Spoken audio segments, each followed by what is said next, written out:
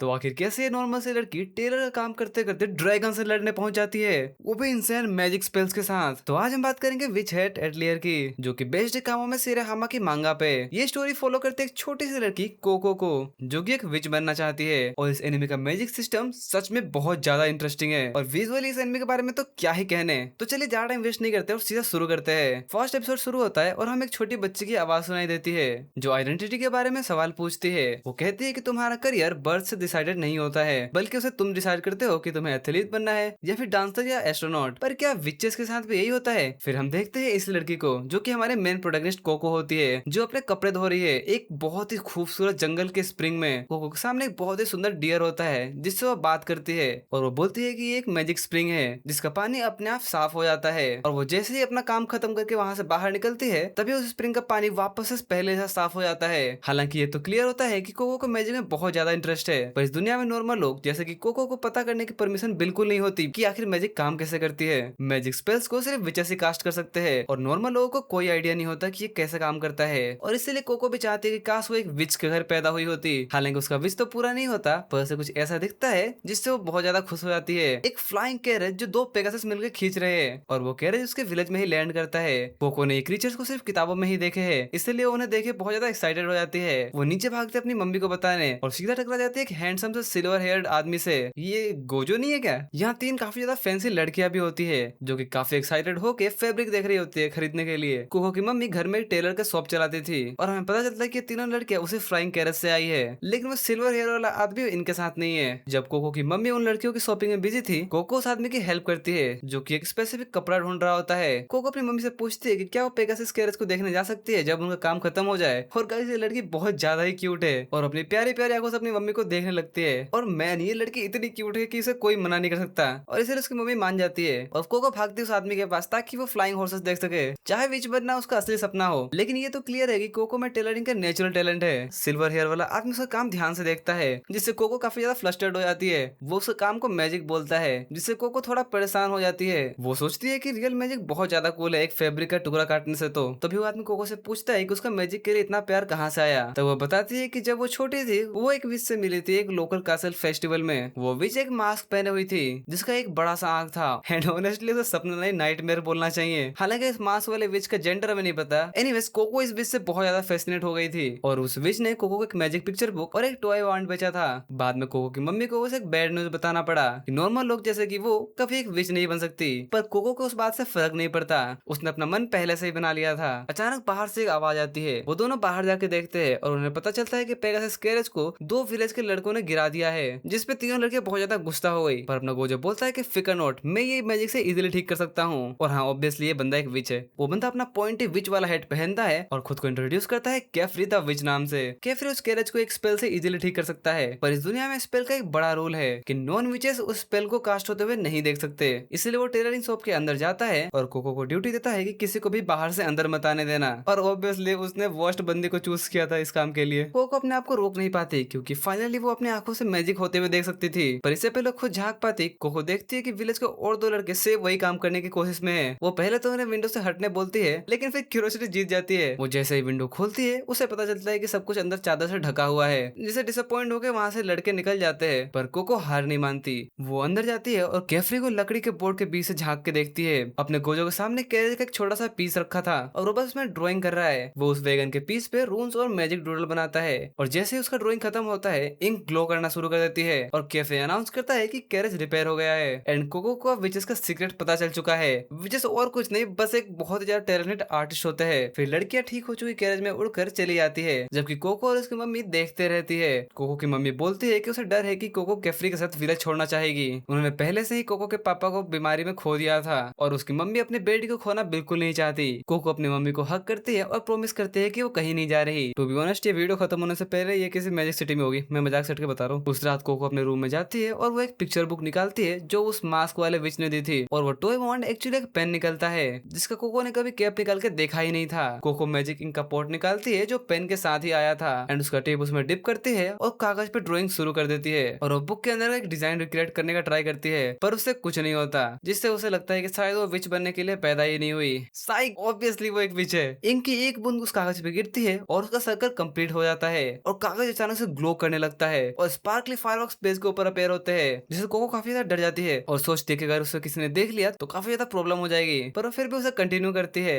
ये बच्चे भी ना। उधर केफ्री जंगल में कैंपिंग कर रहा है, लेकिन उसे नींद नहीं आ रही क्योंकि उसने कोको की पिक्चर बुक को शॉप में देखी थी और उसे कुछ चीज परेशान कर रही है। वो इतना समझदार है कि वो जानता है कि मैजिक से प्यार करने वाली लड़की को मैजिक के सिंबल्स भरी किताब देना एक डिजास्टर की रेसिपी है। इसलिए केफ्री वहां से उठता है और शॉप की तरफ बढ़ता है ताकि कोको को उस बुक को यूज करने से रोक सके, लेकिन वो थोड़ा लेट हो चुका है। कोको ऑलरेडी अपना एक्सपेरिमेंट क्रेजी लेवल पे कर रही होती है। उसने कुछ अलग स्पेल्स ढूंढ लिए है और उसे पता चला है कि बड़े और अच्छे दिखने वाले डिजाइन और भी ज्यादा मस्त मस्त स्पेल्स है। उसने डिसाइड किया कि वो एक बुक के डिजाइन को एग्जैक्टली ट्रेस करेगी ताकि ये परफेक्ट रिक्रिएशन हो। और हाँ, ये वाला आइडिया बहुत अच्छा काम भी करता है कि फिर जैसे ही कोको के पास पहुंचता है वो अपना डिजाइन कंप्लीट कर चुकी होती है और स्पेस पे एक बहुत ही खतरनाक मैजिक एक्सप्लोड होता है। तभी केफ्री यानी अपना गोजो दोनों को घर से बाहर उड़ा के ले जाता है और उससे पूछता है कि आखिर उसने ऐसा क्या ड्रॉ कर दिया, लेकिन कोको कहते हैं कि उसे खुद नहीं पता, उसने तो बुक से बस एक रैंडम से डिजाइन को उठाया और उसे ट्रेस कर दिया। लेकिन जैसे ही कोको नीचे अपने घर की तरफ देखती है तो वो पाती है कि उसका पूरा घर बर्फ के क्रिस्टल से ढक गया है। कोको की मम्मी बाहर भागते हुए आती है ये देखने के लिए कि आखिर चल क्या रहा है, लेकिन वो भी उस बर्फ की चपेट में आ जाती है और पूरे घर के साथ वो भी जम जाती है।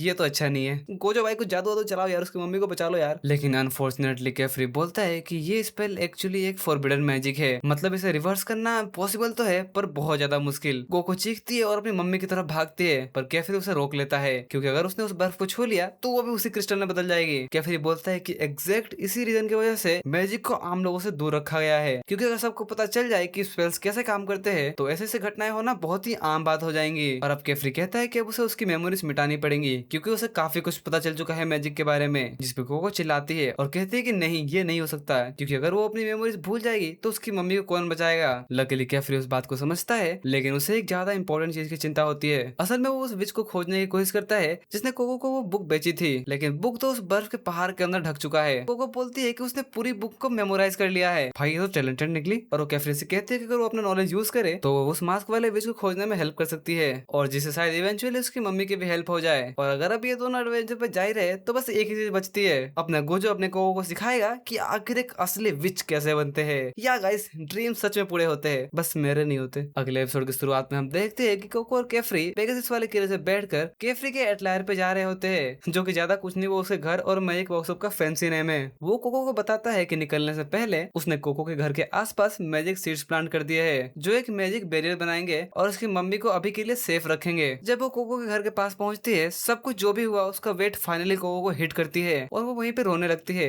क्योंकि आखिर वो सिर्फ 12 साल की बच्ची ही तो है। केफ्री कोको को बोलता है कि खुद को ब्लेम मत करो क्योंकि जो भी हुआ है उसमें उसकी कोई गलती नहीं है, और वो उसे अंदर ले जाता है। वो कोको को पानी का एक मैजिक ऑर्ब थमाता है और बिना कुछ एक्सप्लेन किए कि आखिर से करना क्या है वो ऊपर चला जाता है। तभी वहाँ पे एक अचानक से पिंक बालों वाली लड़की प्रकट हो जाती है और हमें पता चलता है कि शायद यहाँ पे कोको अकेले स्टूडेंट नहीं है। वो लड़की कोको को दिखाती है कि कैसे वो इस पानी के ऑर्ब से अपने हाथों को साफ कर सकती है, जिसपे कोको उस लड़की को थैंक्स करती है और वो लड़की भी कोको को थैंक्स बोलती है उसे थैंक्स करने के लिए। असल में इस लड़की का नाम होता है तेतिया। ये एक बहुत ही ज्यादा सपोर्टिव और फ्रेंडली लड़की है जिसको थैंक यू सुनना बहुत ज्यादा पसंद है, और जल्दी कोको और तेतिया की एंडलेस थैंक यू लूप में बदल जाती है। फिर कोको वहाँ एक और स्टूडेंट से मिलती है, एक शांत स्वभाव की नीले बालों वाली लड़की, और इस लड़की का नाम ऋषे होता है। तेतिया बोलती है कि वो ऋषे एक प्रिंसेस है जो केफ्री के अंडर मैजिक की पढ़ाई कर रही है। जब कोको उन्हें बताती है कि उसने मैजिक पहली बार कल यूज किया था तो दूसरी लड़की चुप हो जाती है, क्योंकि उन्होंने ऑलरेडी सुना था कि एक नॉन विच ने एक फॉरबिडन स्पेल कास्ट किया है। एक नॉन विच का अप्रेंटिस बनना काफी ज्यादा रेयर है। प्रिंसेसेस को समझ नहीं आता कि इस पे कैसे रिएक्ट किया जाए। तभी केफ्री नीचे आ जाता है और उन्हें उस ऑकवर्डनेस से बचाता है। वो तेतिया और ऋषि को अपने रूम में पढ़ने भेज देता है और कोको को उसका अप्रेंटिस ड्रॉप देता है। फिर वक्त है कोको के पहले लेसन का, जो होती है मैजिक की हिस्ट्री। असल में बहुत टाइम पहले मैजिक काफी कॉमन हुआ करता था और उसे कोई भी यूज कर सकता था, बस उन्हें मैजिक इंक और पता होना चाहिए कि क्या ड्रॉ करना है। और हम सब ह्यूमंस का नेचर तो जानते ही है। जल्द ही दुनिया केओस और वॉर में डूब गई, बहुत सारे डेंजरस और इविल स्पेल्स की वजह से। फिर एक दिन कुछ टैलेंटेड मैजिक यूजर्स ने डिसाइड किया कि इस कियोटिक और रोटन दुनिया के लिए कुछ तो करना पड़ेगा, और इसलिए उन्होंने खुद को विचेस बुलाना शुरू कर दिया और बाकी सबके मेमोरीज को मिटा दिया मैजिक यूज करने के बारे में। और अब सिर्फ विचेस और उनके अप्रेंटिस जानते हैं मैजिक यूज करना। तो असल में विचेस बायोलॉजिकली नॉर्मल ह्यूमंस ही होते हैं, बस वो चूजन होते हैं विचेस के द्वारा ताकि उनका सीक्रेट आगे कैरी फॉरवर्ड हो सके। जिस दिन उन्होंने सबकी मेमोरीज मिटाई उन्होंने एक और रूल डिसाइड किया कि कोई भी स्पेल जो किसी दूसरे इंसान को हर्ट कर सकती है वो फॉरबिडन होगा। इसमें कोई भी वो स्पेल शामिल हो सकती है जो डायरेक्टली किसी बॉडी पे इफेक्ट करे, जैसे कि एंटी एजिंग, माइंड कंट्रोल, यहाँ तक कि हीलिंग भी। ग्रेविटी, जो कि एक बमर है। बेसिकली कोई भी वो चीज जो दुनिया के नेचुरल बैलेंस को डिस्टर्ब करे वो नो गो है, एकदम फॉरबिडन। लेकिन इसमें एक एक्सेप्शन होता है, लोगों की मेमोरीज मिटाना, क्योंकि ये बहुत ज्यादा इंपॉर्टेंट होता है उनके सीक्रेट को प्रिजर्व करने के लिए। ये बात कि मास्क वाले विच ने को एक बुक दी जिसमें फॉरबिडन कास्टिंग सील्स थे, जो मैजिक डिजाइन का ऑफिशियल नेम है। मतलब वो विच सोसाइटी का एनिमी है। अगर को फॉरबिडन मैजिक के बारे में और सीखना चाहती है ताकि वो आइस स्पेल को रिवर्स कर सके, तो उसे सिर्फ एक ही जगह जाना पड़ेगा। केफ्री को अपने बेसमेंट में ले जाता है, जहाँ उसका एक मैजिक विंडो है जो कि मल्टीपल रिंग्स और सिंबल से घिरा हुआ है। वो उन्हें एडजस्ट करके विंडो को अलग अलग जगहों के लिए पोर्टल बना सकता है। भाई मैजिक सच में कमाल की चीज है बे, रियल लाइफ में क्यों नहीं होती? और होती है, बस हमारी मेमोरीज मिटा दी गई है। खैर वो एक्सप्लेन करता है कि यह है टावर ऑफ टोम्स, एक ऐसी लाइब्रेरी जिसमें मैजिक की हर एक किताब है जो आज तक लिखी गई है, और कोको को शायद अपना जवाब वहीं मिलेगा। पर उसे उस टावर में जाने से पहले 4 मैजिक ट्रेल्स पास करने होंगे। तो पता है इसका मतलब क्या है? Time to start studying. फिर केफ्री कोको को उसके बेडरूम में ले आता है, जो वो एटलियर के चौथे और आखिरी स्टूडेंट के साथ शेयर करेगी। तो कोको वहीं पे सेटल होना स्टार्ट करती है। तभी हम केफ्री को देखते हैं जो मैजिक डिवाइस से किसी को रिपोर्ट कर रहा होता है। लगता है केफ्री के ऊपर भी कोई है जिसने कोको को अप्रेंटिस बनाने के लिए अप्रूवल दिया है। जब कोको अपना नया रूम देख रही होती है, हमारी चौथे स्टूडेंट विंडो से उड़ के आती है। इसका नाम होता है अगोट, अटेलियर की सबसे ज्यादा मीन लड़की। ओह कम ऑन यार, बेचारे कोको को तेतिया रिसे के साथ रूम दे दो यार। अगोट कोको को, अगोट कैसा नाम है इसका, अगोट कोको को बोलती है उसे मैजिक के बारे में कुछ भी नहीं पता, और अगर वो सोचती है कि उसका कोई चांस अपने मम्मी को बचाने का, तो वो खुद को धोखा दे रही है। अगोट के फिंगर्स ब्लैक और जल चुकी है अपनी कास्टिंग स्पेल्स की प्रैक्टिस करते करते। लेकिन वो सोचती है कि वो यहाँ पे पूरी मेहनत करेगी और सारे फॉरबिडन मैजिक सोचती है कि अपनी मम्मी को बचा लेगी। डैम,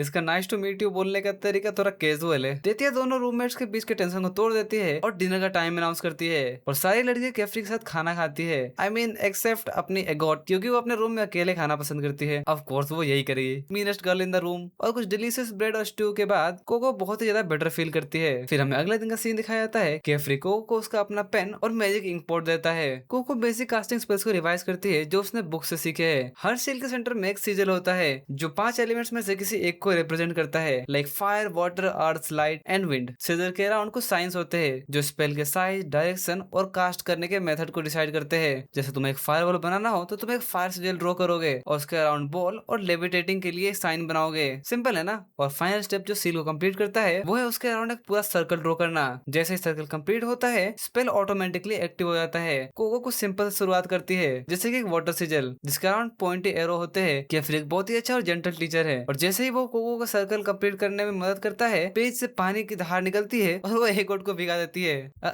ये तो गड़बड़ हो गई। केफ्री के सामने एगोट यूजुअल से ज्यादा काइंड होती है और पॉइंट करती है कि कोको डायरेक्शन कंट्रोल कर सकती है एरो के साइज को बड़ा या छोटा करके। फिर केफ्री उन्हें बताता है कि उसे अगले कुछ दिनों के लिए इंपॉर्टेंट काम से कहीं जाना है और कोको अब एगोट के अंडर पढ़ेगी। और जैसे ही मास्टर वहां चला आता है, उसका मीन गर्ल पर्सनैलिटी वापस आ जाती है। लेकिन एटलीस्ट वो कोको को सिखाने के लिए रेडी है, लेकिन उसके सिखाने का तरीका केफ्री ऐसा जेंटल तो बिल्कुल नहीं होने वाला।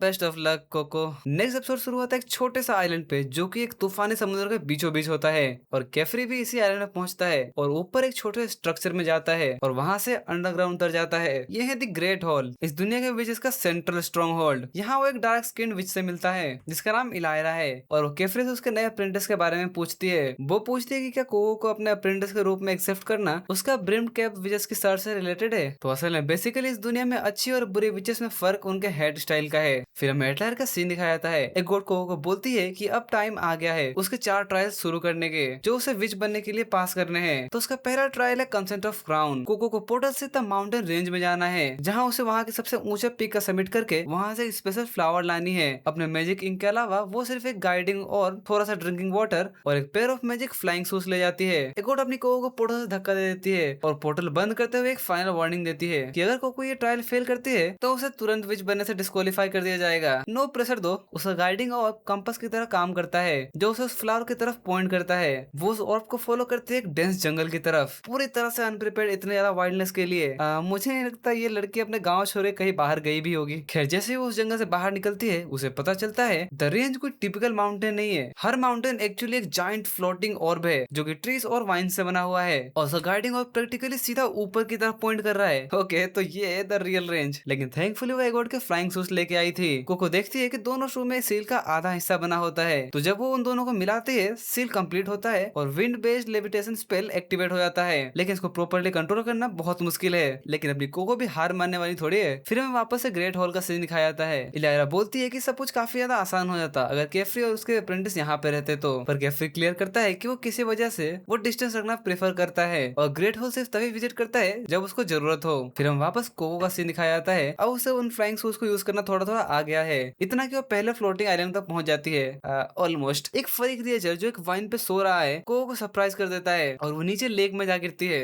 और एक बहुत ही ज्यादा अडोरेबल ब्रश बडी है जो कोको ने सिर्फ किताबों में ही देखा है और वो ब्रश बडी कोको को तुरंत पसंद कर लेता है, पर उससे बड़े कंसर्न से अपने नए पेट से ज्यादा, क्योंकि उसके शूज गीले हो गए और उसका सील बीच से धुलने लगा है। मतलब अब उसे फ्लाई करने का कोई तरीका नहीं बचा और इससे भी बुरा अगोट अपने जूतों के लिए बहुत गुस्सा होने वाली है। फिर हमें एटलायर का सीन दिखाया जाता है जहाँ तेतिया काफी ज्यादा चिंता कर रही होती है कोको के बारे में और एगोट बस ऐसा दिखा रही थी कि उसे कोई फर्क नहीं पड़ता। एगोट ने इंटेंशनली कोको को साल के उस वक्त में ट्राई लेने भेजा है जब द माउंटेन्स अपनी सबसे ज्यादा हाईएस्ट एलिवेशन पीक पे होती है। अब यार इस लड़की का प्रॉब्लम क्या हमारे बेचारी कोको के साथ है। मीनवाइल कोको को एक बोट मिलती है पर वो बिल्कुल होपलेस फील कर रही है। वो गीले शूज पे सील ड्रॉ नहीं कर सकती, पर शायद वो सील अपने पैरों पे ड्रॉ कर सके, लेकिन ये तो मैजिक सीधे उसकी बॉडी को इफेक्ट करेगी जो कि बिल्कुल फॉरबिडन है। वो सोचती है कि कैसे वो दूसरे लड़कियों से कैचअप कर पाएगी जो बचपन से ही सील्स ड्रॉ करना सीख रही है, पर फिर उसे रियलाइज होता है कि उसके पास भी एक ऐसी स्किल है जो दूसरे विचेस के पास नहीं है। अपनी मम्मी से मिला हुआ एक गिफ्ट, उसका इनक्रेडिबल टेलरिंग स्किल। उसने फटाक से अपने लिए जेट पैक सील लिया। ओके ये जेट पैक तो बिल्कुल नहीं है पर काफी क्लोज है। कोको अपनी छोटी सी बोट के लिए एक सेल बनाती है और उसमें विंड सील ड्रॉ करती है एक बड़े से एरो के साथ जो super power gust of wind create करेगा जो बोट को फ्लाई करने के लिए काफी होगा। I mean hopefully. कोको अपने ब्रश बॉडी को टाइट होल्ड करती है और सर्कल कंप्लीट कर देती है, पर ये एग्जैक्टली फ्लाई तो नहीं कर रहा और फिर बोट के मस्त टुकड़े टुकड़े हो जाते हैं और कोको अपनी जान बचाने के लिए सेलो कस के पकड़ लेती है और उसे ग्लाइडर की तरह यूज करती है। लेकिन अब कोको सच में फ्लाई कर रही है और जैसे तैसे करके अपना गाइड वाला और फॉलो करती है और कुछ रेड फ्लावर्स तोड़ती है जो उसे चाहिए होते हैं और जोर से अपनी मम्मी से प्रॉमिस करती है कि वो उसे बचाने के लिए कुछ भी करेगी। जब केफ्री वापस अपने घर आता है उसे ही जान के काफी ज्यादा शौक लगता है कि कोको पहले ही ट्राई शुरू कर चुके हैं। वो पोर्टल वापस से द रेंज में खोलता है और वो सोचता है कि कहीं कोको मर ना गई हो अब तक, लेकिन जैसे वो पोर्टल खुलता है वो देखता है कि कोको एक ब्रश बडी के साथ सामने खड़ी हुई है और उसके हाथ में एक रेड फ्लावर भी होता है, जिसे देखकर एगोट काफी ज्यादा अपसेट हो जाती है क्योंकि उसका प्लान बैकफायर हो चुका है और चुपचाप वापस अपने रूम में चले जाती है। केफ्री कोको को बोलता है कि उसे ऐसे डेंजरस चीजें करने की कोई जरूरत नहीं है, सिर्फ खुद को प्रूफ करने के लिए। वो ऑलरेडी उसे अपना फुल अप्रेंटिस मानता है और उसे एडवाइस देता है कि जब भी एगोट बोले किसी रैंडम पोर्टल में कूद जाओ तो मत कूदना। फिर केफ्री कोको को एक गिफ्ट देता है, वो चीज जिसके लिए वो ग्रेट होल गया था, उसका अपना विच ग्लोब और पॉइंटी हेड, और कहता है कि जब तक ये तुम्हारे सर के ऊपर है इसका वेट मत भूलना। अगला एपिसोड केफ्री शुरू होता है कोको को बेसिक मैजिक्स और एलिमेंट सिखाते हुए। वो वाटर अर्थ विंड और फायर को 4 बेसिक एलिमेंट बोलता है जिससे सारे मैजिक बनते हैं। मतलब लाइट कुछ स्पेशल है। कोको लेविटेशन साइंस प्रैक्टिस करती है क्योंकि वो रेगॉर्ड के शूज रिपेयर करके उसे वापस करना चाहती है, पर उसे अभी भी साइंस सही से ड्रॉ करने में काफी प्रॉब्लम आती है और केफ्री बोलती है कि शायद इसकी वजह है उसके पास सही पेन नहीं है, पर अगर वो अपने लिए कोई परफेक्ट पेन चूज करे तो उसकी ड्राइंग काफी ज्यादा कंसिस्टेंट हो जाएगी। और पता है इसका मतलब क्या है? चलो शॉपिंग करते हैं। केफ्री कोको और एगोट को अपने डेस्टिनेशन तक ले जाता है। पीछे से तेतिया और इसे भी अपने फ्लाइंग शूज के साथ उन्हें फॉलो करती है। वो सारे कार्ल आइलैंड की तरफ जा रहे होते हैं जो उनके एटलायर के सबसे पास वाला विच सिटी है। ये एक बस्लिंग टाउन है और पॉइंटी हेड विजेस से भरा हुआ है। जैसे वो वहाँ लैंड करते हैं एगोट अकेले शॉपिंग करने चले जाती है। Typical mean girl. यहाँ होनोको के लिए बिल्कुल एक सपना जैसा होता है, लेकिन उसका ध्यान एक डार्क गली में जाता है। लेकिन केफ्री अपने 3 स्टूडेंट्स को लेके मैजिक स्टेशनरी शॉप पे जाता है जिसका नाम होता है द स्टारी स्वॉर्ड, जहाँ कोको अपना नया पेन चूज कर सकती है। अंदर वो शॉप के ओनर मिस्टर नॉनला से मिलती है। बात एक्चुअली काफी ज्यादा फैल चुकी है कि केफ्री ने एक नॉन वेज को अपना अप्रेंटिस बनाया है, तो उसे ऑलरेडी पता है कि कोको कौन है। फिर कोको को नॉनला से एक छोटा सा डेमोन्स्ट्रेशन मिलता है कि आखिर मैजिक इंक आता कहाँ से है। स्टोर के बीच में एक स्पेशल मैजिक ट्री उगता है जिसे सिल्वर वुड बोलते हैं। इसी के ब्रांचेस को उबाल कर एक लिक्विड बनता है और उस लिक्विड को ही मैजिक इंक बोलते हैं। लेकिन जब कोको अलग अलग पेन्स ट्राई करने वाली होती है उससे विंडो से कुछ शॉकिंग दिखता है। वही मास्क वाला विच जिसने उससे बचपन में वो बुक बेची थी। कोको उस विच का पीछे भागने लगती है और बाकी लड़के भी पीछे थोड़ी दूर तक फॉलो करती है। चेस के बीच में वो एगोट से टकरा जाते हैं और तेतिया जबरदस्ती उससे अपने चेस में शामिल कर लेती है। इवेंचुअली दूसरी लड़की भी कोको तक पहुंच जाती है और पूछते है कि वो क्यों भाग रही थी, पर इस पॉइंट पे वो कलम के ऐसे हिस्से में है जो बिल्कुल अनफेमिलियर है और वो मास्क वाला विच कहीं नजर भी नहीं आ रहा। एक्चुअली ऐसा लग रहा है जैसे कलम का एक ऐसा हिस्सा है जो किसी ने कभी नहीं देखा है। सब कुछ प्रिसिजन स्मूथ व्हाइट स्टोन से बना हुआ है और एक अजीब सी शांति है। जब तेतिया उड़ के आसपास चेक करने जाती है तभी एगोट एक्सप्लेन करती है कि वो लोग मोस्ट लाइकली चेस करते करते कहीं टेलीपोर्ट हो गए हैं और बिना किसी डोर या पोर्टल के किसी को यहाँ से डायरेक्ट टेलीपोर्ट करना डेफिनेटली फॉरबिडन मैजिक है। तेतिया वापस आती है और वो बहुत ज्यादा डरी हुई होती है, जो कि बिल्कुल एक जेन्युइन रिएक्शन है क्योंकि उनके सामने खड़ा होता है एक बहुत ही बड़ा ड्रैगन। और अब इसके आगे क्या होने वाला है इसके लिए तो तुम्हें वीडियो को लाइक करनी पड़ेगी और कमेंट्स में पार्ट 2 स्पैम करना पड़ेगा। मैं इसका नेक्स्ट पार्ट बहुत ही जल्द आने वाला हूँ, तो